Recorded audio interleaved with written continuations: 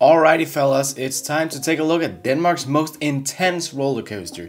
Tornado at Bakken in Klampenborg, Denmark is an Intamin spinning coaster from 2009. This is a one-of-a-kind roller coaster. It features 4 inward seat trains like a Gerstlauer spinning coaster, except this one has over-the-shoulder restraints. And it also features what I believe is a one-of-a-kind launch. In this review, I will give Tornado an overall average score between individual scores given throughout 7 different categories, all of which play a factor into what makes a good coaster, in my opinion. Before giving scores though, let's take a quick look at the stats. Tornado is a very small coaster. Its height is only at 39.4 feet and a short length of 1,122 feet. However, its speed is actually fairly decent for its height at 31.7 miles an hour due to its launch, which we will get into in just a bit. The first category is appearance, and Tornado is pretty neat looking in several ways. First off, I love the color scheme. It has a tiger color scheme with orange and black, and the yellow and red trains also reflect nicely on this. Most of the coaster is enclosed in this building, so not much is visible, but it almost helps with making the ride look even more impressive. The portions of the ride that stick out look really cool, especially when the spinning cars run by. Not to mention the sign being right in front of it. I reckon it looks pretty cool in general, and I'll give Tornado an 8 out of 10. Next category is the G-forces, and let me tell ya, this ride packs a punch. Tornado is super forceful and it hits a maximum force of 5 Gs, and it feels like it does so more than once, so you sink into your seat a lot, and it is awesome. The ride's launch isn't anything forceful, it's just fun. It's a launched lift hill which actually uses a dual chain, something I haven't seen anywhere else. When you get to the top of the lift hill, you get a last boost of acceleration which really gets your heart pumping. This is where you hit the drop, and my god, this is possibly the most insane drop on any roller coaster on earth. Possibly. And I am not exaggerating. It's super sharp and goes very steep, very fast, while also turning. So you also get the hardest laterals I have ever felt. This drop feels like a snap that shouldn't be physically possible for the wheels on the coaster car to do, but it is. Because the drop goes so steep so fast, you also get a ton of very fast, very strong airtime. And it's then at the bottom of the drop I believe you hit those 5 forces of gravity for the first time. Also worth to note, there's a twisted airtime hill later on that does give some floater, but depending on your seat and the car's rotation, you don't always feel it as much. But in the end, I have to give this ride a 10 out of 10 for its G-forces. It's what this ride is loved for, and it absolutely destroys your body. Next up is smoothness. This is a very difficult category because it really depends on your ride. For example, last time I visited Bakken, I went on this 3 times. First time, I had an awesome, smooth ride. However, my second time was rough as hell and hurt.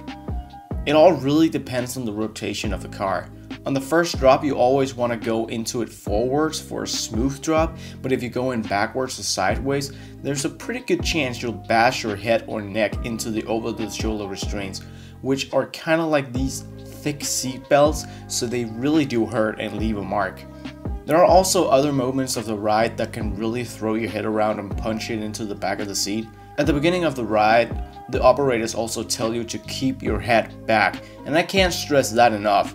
Keep your head back. Not everyone is bothered by this, but I am if I get a bad ride. But of course, it is also possible to get a very smooth and enjoyable ride, so therefore I will give it a 6. Since it could very much be a lot worse, and it is possible to get that smooth ride. Up next is ride time, where I judge the coaster for how long the ride feels and whether or not I would have liked it to be longer.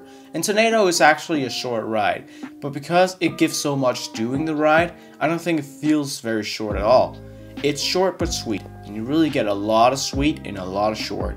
Therefore, I will give Tornado a 5 out of 10 for fair purposes. Now we have the theming category, and Tornado is, of course, themed to a tornado. This is done by, first off, it's a spinning coaster, and you really do feel like the Tasmanian devil flying around the building like a tornado. Second off, the house in which the tornado is in has a bit of different theming around the outside, including holes where the track comes out and a freaking cow. But that said, that's all there really is theming wise. The station itself doesn't really have any proper theming, and the inside of the house is not themed at all. Therefore, Tornado only earns a 3. There is theming, but it's not extraordinary, and it's just kinda there to give the coaster a good look, which it does do indeed. Now it's time for the originality category. How unique and original was this coaster when it was built? I can already say that this coaster will earn a 10 out of 10. There is probably no roller coaster like it anywhere in the world to my knowledge, and in fact, RCDB doesn't even know what to call it model-wise. Also, its movements are like no other roller coaster, and the same goes for its launch, which I'm pretty sure is unique. The only unoriginal thing about Tornado is the fact that it features cars similar to Gerstlauer spinning coasters, but if you've been on Tornado, you would know they are still very different.